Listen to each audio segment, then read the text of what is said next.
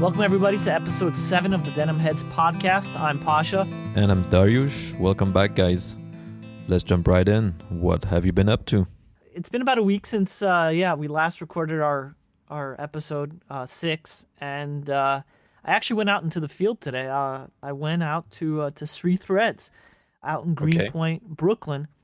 We talked about them a few times in previous episodes, and I just figured it was time to sort of get out of the house a little bit, Nice. go check out some stuff, and I planned for it. I think by around midweek, I said, let me make an appointment. You have to make an appointment to go to this studio, Okay. let's say. And so I decided, why not? We'd been talking about it and everything. Yeah, I made an appointment earlier today, and it was cool. It's different. And Okay. I got can we there. just can we just define what is for the listeners maybe what is Srithread? Srithread is basically they have an Instagram account. I'll leave that up to you as to say what their handle is. But they're basically a boutique of Japanese textiles, I would say. Okay. A different variety of textiles. They have boro rugs. They have stencil art on some fabrics, and they have something I actually, spoiler alert, I picked up is a furoshiki wrapping, Okay. which is I think about 60 or 70 inches squared, and it's what they use for basically wrapping clothing, and it's fabric wrapping paper. Let's just say that at its base level. And then in each of the corners, there's some really nice sashiko embroidery with like chrysanthemums. And then in another corner, there's like persimmon, if I'm not mistaken. And the stitching, and in the middle is a nice blue piece of, like, I guess like indigo or some denim and such. But they have kimonos there. Older kimonos. I mean, they have some really cool things. It's from some stuff goes back as far as like the 19th century. Some I'd asked Steven, who is the owner. I'd asked him what are some things that people do, and he really didn't know. He knows that a lot of people. I was curious if people, like, for example, pick up these kimonos to wear, or do they hang them? And he gave a very funny answer. It was like he doesn't know too often, but when he does, he wishes that sometimes he didn't know what they did with the fabrics. Interesting. Yeah, but it was really cool. I went there with the intention of not only learning, but also picking up something. I'd been toying with the idea of putting up some textile art on my walls. Yes. I had at one point wanted to do some indigo Farah blankets. That's where the idea was sort of started. And then we talked about potentially doing some boro rugs. But then when I saw this one piece, I was like, this is really cool. And so, I picked it up. He has like this huge bookcase of and I'm talking like hundreds of books on Japanese textile, denim. A lot of denim books, actually. Okay. A lot of stuff from like, the 90s and the later years, earlier. It was pretty cool stuff. I was definitely very happy. It was time very well spent. So it's like a studio / workshop / boutique, and you can go there and just have a chat with him, and basically in the beginning, I guess, learn about all this, these textiles and stuff, and then maybe chat with him on if you want to pick up something, or if you're looking for something special that maybe he doesn't have there, but he can source. He has a lot of wealth of information. I mean, he's opened up this shop. I think it's been around 20 years that he's had this particular shop. Before that, he had another variety of things. He's really into it, and he has a whole wealth of information. He was very kind. He didn't get in my way. But he was there to answer any questions that I may have had. Okay. And the truth of the matter is, I was very ill prepared. His website is fantastic. It's very in depth, and it goes through all the different types of textile. And sort of the history of it, and what some things are very sort of region specific. Some things are, you can kind of tell. And he had one really nice piece, one kimono, if I'm not mistaken, that was sort of all from one particular area, and you could tell sort of the not the patchwork, but the plaid and such, basket weaving such. Okay. It just, again, I apologize. I'm not as well prepared to answer this, but it was really cool.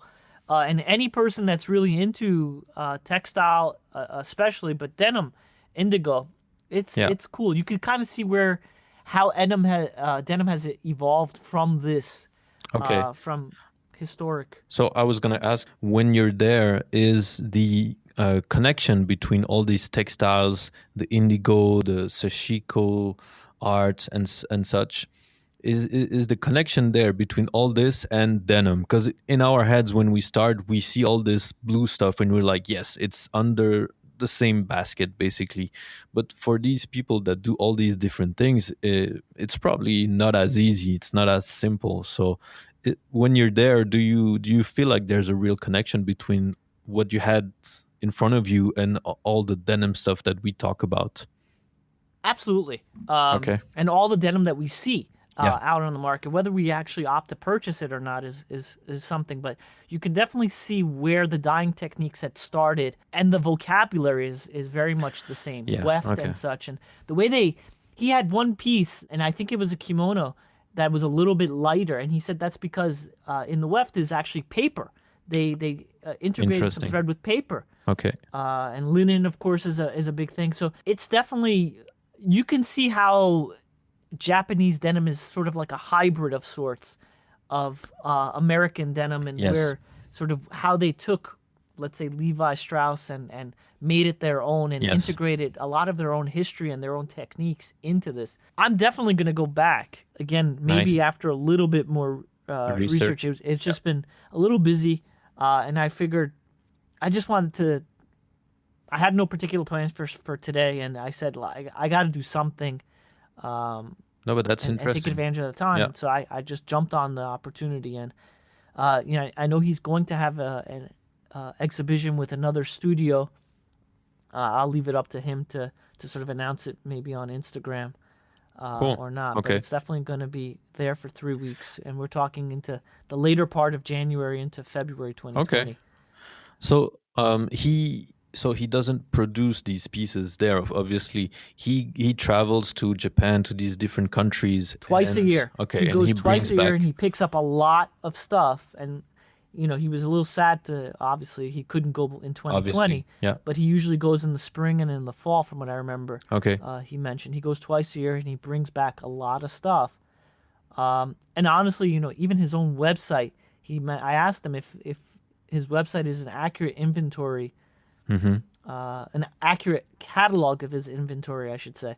And he said no, it's impossible to. And it's true. He has a lot of stuff. Thousands upon thousands of pieces in different sizes and patterns, and so it's more like rugs, pieces of fabrics and stuff like this, or do you also have stuff you could actually buy on the spot and wear? Absolutely. If you wanted to wear kimonos, they have kimonos, older kimonos. I mean, shirts or stuff like this, or I don't think he had shirts. Yeah, it looks very traditional when you see the pictures on his social media and stuff like that. It's like what, Srithreads? Yes, is that it? I'll have it in the show notes. It's easier. Okay. Yeah, it's definitely there. So that was that. Friday, I picked up a pair of. It'd been a minute. I picked up a pair of PBJ Pure Blue Japan. Those new PBJs. The Greencast. Yeah. Nice. The Greencast 14 ounce. It had some green undertones to it, and as it sort of fades, I think it'll. You got them already? No, I haven't. Oh, right. As I understand it, they were shipped yesterday, so I should probably hope to have some feedback by next episode. I'll probably try to wear them and at least see what they look like and how they wear and everything. I know they're one wash, 14 ounces, off the top of my head, 32 inch inseam, which is good, so I don't have to hem them, thankfully. Yeah, no hemming, no more. No hemming, definitely, because I picked up those Tanukis a few months ago and I hemmed them, and I was complaining to you that I wish I didn't do it. I did the same mistake. And again, you're doing this partly especially in 2020, we're doing this sort of satellite remotely, sending it to a place and saying, hey, this is what it is. You can't really visit in person. Yeah. So it's a shame. But yeah. Interesting. So that was an interesting experience. Absolutely. I really... Did he, and I'm just curious. Steven, are we back to Srithread? Yes, sorry. Did he, or did you ask him about any connection with denim people, or is it something he's aware of? You know, this whole denim thing?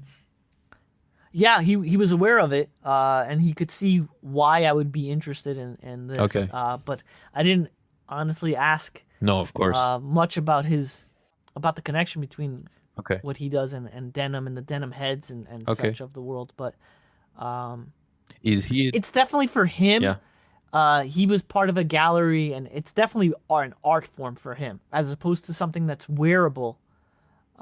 It's more probably leaning towards art for him. Yeah, he doesn't really and care his much history. for the and he's wearable. really into it. He was really into Japanese culture and such, and Indian culture Okay. and such, and so how they kind of intertwine with each other. He was more into that. Yes. Yeah, that's what I was saying. That he probably doesn't really care much about the wearable aspect of all of this. We come from the wearable stuff. That's how we got interested in denim. But as you said, it's a work of it's a form of art for him. So that the interest is really not coming from the same place. It's not, but I think it's a very natural progress to, as you wear, let's say, raw denim, maybe it's You an will, obsession of sorts, but it's just, you start to really see how your piece is more uniquely shaped to your movements and the fade in that. yes. And then you start to really appreciate a lot of how it looks. I mean, Yes. speaking for myself, there's times where I just look at these fade museums on these merchant websites, and I just love looking at the way the way that this denim has faded. Yeah. You know, with even like where the front pocket had the cell phone, Yes. and on a jacket, on a Type 2, Type 3 denim jacket, where if somebody was like a messenger, the strap across, it's cool. Yes. I really enjoy these characterizations. Yes. I think. I'm wondering And so for that, Sorry, I'm wondering if, we come from the denim, the wearable stuff, and pretty quickly you'll get this interest into those fabrics. Let's say if you see them, if you browse on, Instagram or something, and when we discovered Srithread, we got interested. But I'm wondering if somebody like Steven, he's coming from the other side. So will his interest evolve up until the point where he starts getting really, really interested into this whole denim world, or he'll just be aware of it, but he's already satisfied because that side with the whole, ancient, the history and these different crafts in Japan, in India and everything, maybe it's already so full, it's maybe enough of it already. I mean, he had hundreds of books about Yeah. this, and pictures and catalog. Like he's in it, and he knows well. I think for us, I think for us, anybody who wears it, sort of, you can then gain an appreciation for that side of things, because you can see how it's an art form versus the opposite. Yeah. Okay. But it's still pretty cool. I mean, it's definitely something that you can see. It goes both ways. Interesting. But it's easier to go from our side to that. That's what I was opposite. trying to say. I think it's easier to go from our side to his. If you're coming from his side, I think you're going to have so much more to discover still. Until you kind of get bored and want to discover something else. Yeah. You're right. I mean, but and his thing is like, pieces from the 19th century. So we're talking about stuff that's 200 years old, versus the oldest stuff that we're talking about is like 1979 Studio d'Artists. Yeah, It's exactly. like, sure, we're talking about like, Type 2, Type 3 jackets and this and that, but there's a lot more history in what he does. Yes. And the chances that his stuff is going to be at the Metropolitan Museum of Art is much higher than seeing a pair of like denim jeans from Levi Strauss in 1918, whatever, San Francisco. But it's, there is a place for both of them. Of Let's course. just say that. Of course. on the Okay, spectrum. cool. Anyway, what did you do anything this week? So let me ask you this. Do you sometimes go back in your email history? Like when I say go back, I mean like 5 years, 10 years. Sometimes I think not with the expressed interest of doing so. It's Yeah. sometimes I'll do a search for Okay. something, and then I'll come across an old email and I'm like, oh, and then yes, that's when Okay, that's a interesting. rabbit hole. Exactly. You enter a rabbit hole of like Especially if you've been you go digging deeper. exactly. If you've been using that same email address for, the last 20 years, you have all those emails there, and so that's kind of what happened to me. How old is your this email address? Yeah. I know where you're going with this. How old is that address? Let me think. I would say I know I have at least one email address that is 24 years old, 1997, Okay. minimally. Yeah. I have others maybe that are a little older, but I mean, the one that's 24 years old is probably, I don't check it as much as I used to. But it's like my cell phone number. My cell phone number Oh, is okay. also over 20 Oh, really? years Oh, old. I've had this since college. Okay. And my older number is actually, I gave it to my mom. She has my old Okay. number, which is good and bad. That's another Yes, story. that but can be she has my old complicated. contacts, and then randomly, she calls people Yes. randomly. I was like, Mom, you can't call my friends. Yeah. It's like, True. no, I have to check them. So basically, I was browsing through older emails, much older, stuff from maybe 10 years ago, 8 years ago. And I found an email from Hyatt Jeans, Hyatt Denim. Big surprise for me because in my mind, in my memory, I came across Hyatt for the first time maybe 2 years ago, and 2019, we both bought a pair. And that was for me the first time I got in touch and I discovered that brand. But I guess I'd totally forgotten about it because I had this email from 2013, and I had a little discussion with them about, I was asking question about fabrics, the weight, and some different cuts. And the intro was, hello, I am a denim lover from Switzerland. So, that was a nice surprise for me. I was genuinely surprised. I know you were excited because you shared that Yes. with me sometime in the middle of the week, and I was like, wow, that's pretty cool that you found. Really, really surprised. Something else that I found in my older emails from even, before that, 2011, I had an email that I had sent to myself. That sounds weird. I do that sometimes when I feel lonely. No, just kidding.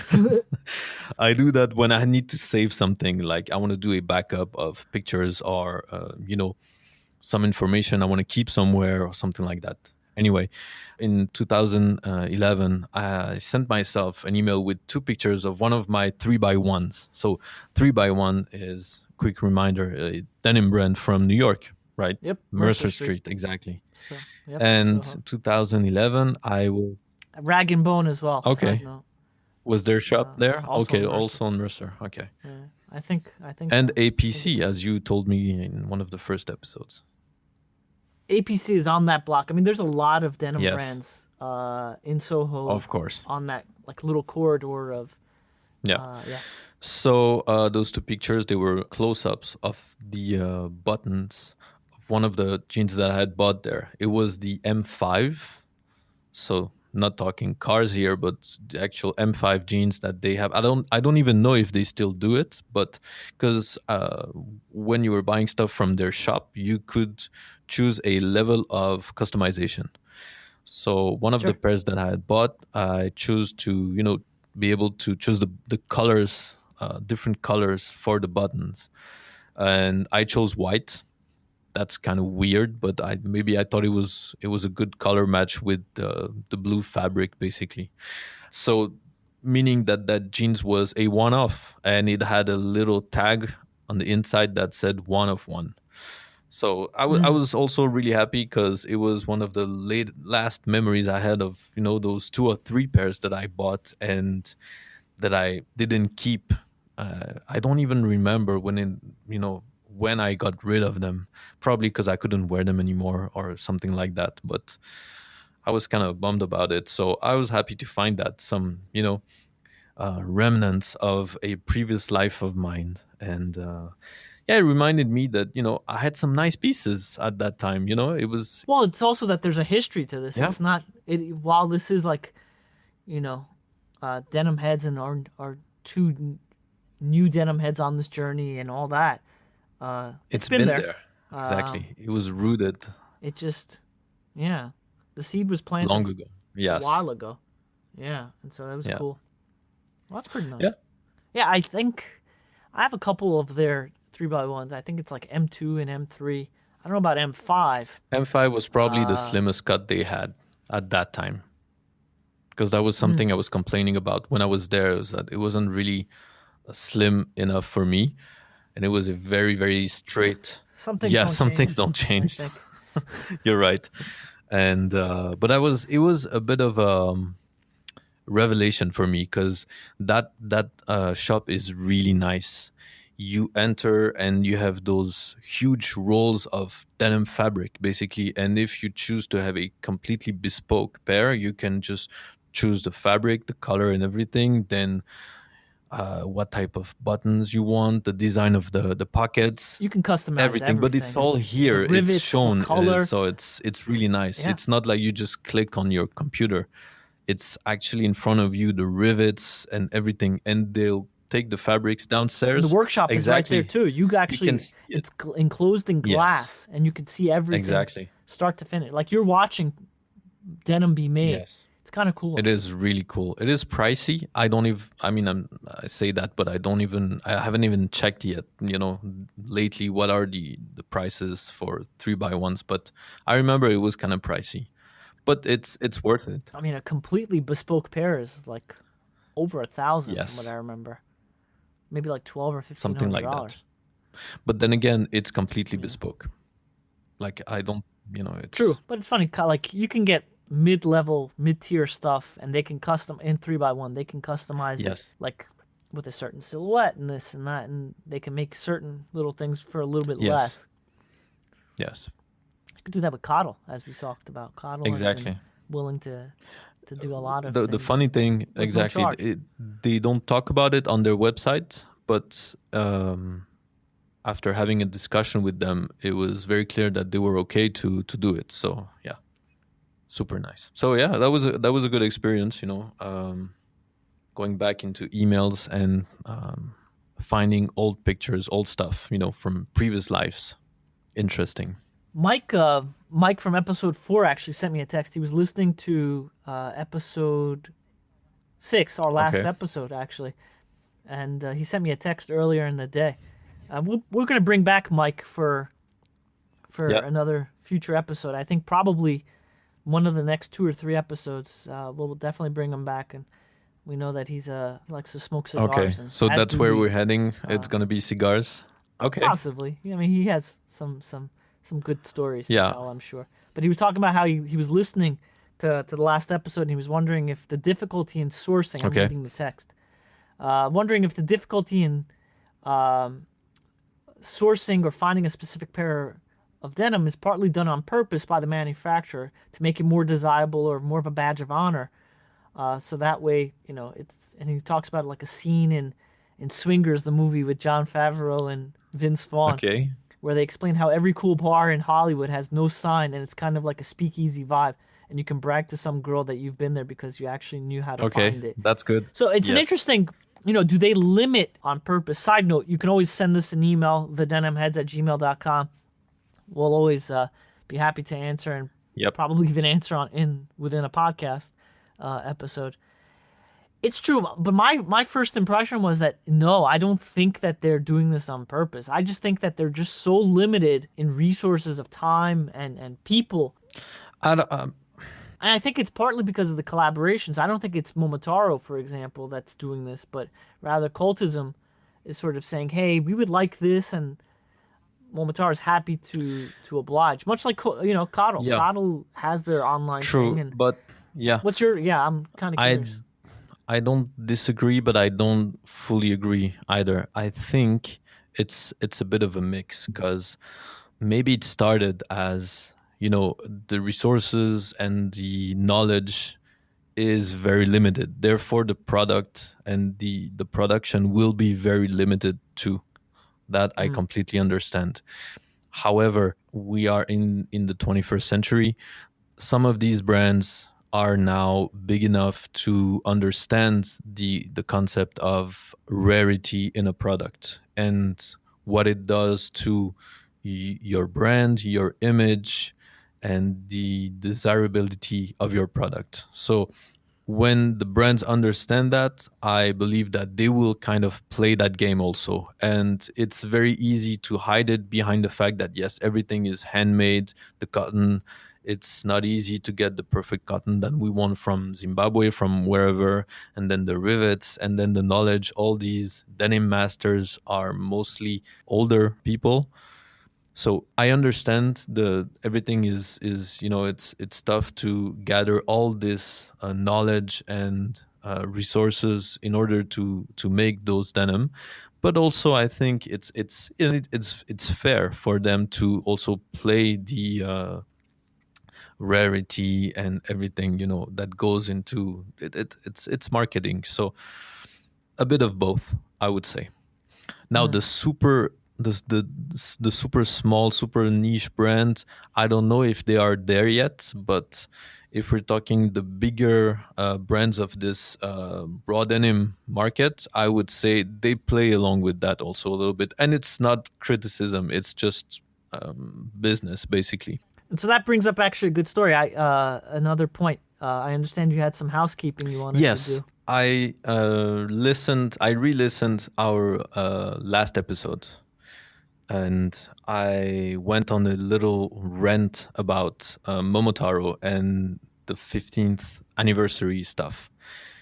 I'm not really sure what it was that I was trying to say. It wasn't very clear. So basically, I was just trying to say that when I saw what they came up with, I wasn't really excited. That's all I was trying to say. Okay. But we talked about this. I think the 15th anniversary is like the crystal. It's not like it's a special.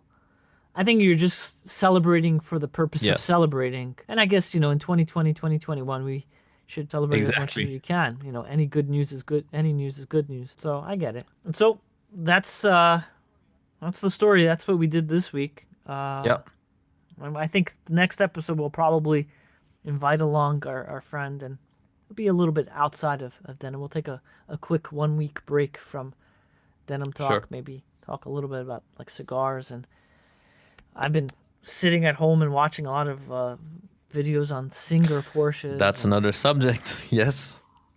That is another subject. Is it a rabbit hole too, or because I don't think there is enough Singer material on YouTube for it to be a rabbit hole. I don't know. I think it's still something kind of. I mean, just the 911 in general. Yes. Okay. I had one at one time, and I miss it tremendously. You do? And so listening to, even watching Autotop NL, just to sort of do POV test drives on like the Autobahn, and that sound, it's addictive. Very addictive. Something. Those POV videos, don't they make you a little bit motion sick, or you don't get motion sickness when you watch those? Not me. I could see why someone would, but I have no problems with that. That's interesting. And thankfully, these GoPros and sound quality is so good. Video quality is also so good that you really feel like you're in there. They're pretty accurate. If you ever were lucky enough to be in a 911, that sound is people addictive. People that are listening now, they can't see, but I can see Pasha now, and he's not lying when he says he's missing the 911 and talking about the noise and everything. I can tell now. It's different. I mean, I had to get rid of that car for a variety of reasons. I think mostly because of just the pandemic. I wasn't able to really enjoy it as much. It'll be back one day. I mean, 991, 997, 992, 964, which is the Singer thing. That's what they only design 964s, air cooled. That's another subject. Okay. Anyway, so that's the story. We We hope everyone out there is safe and sound. And until the next time, folks. Until the next time, see you guys. Bye. Take care.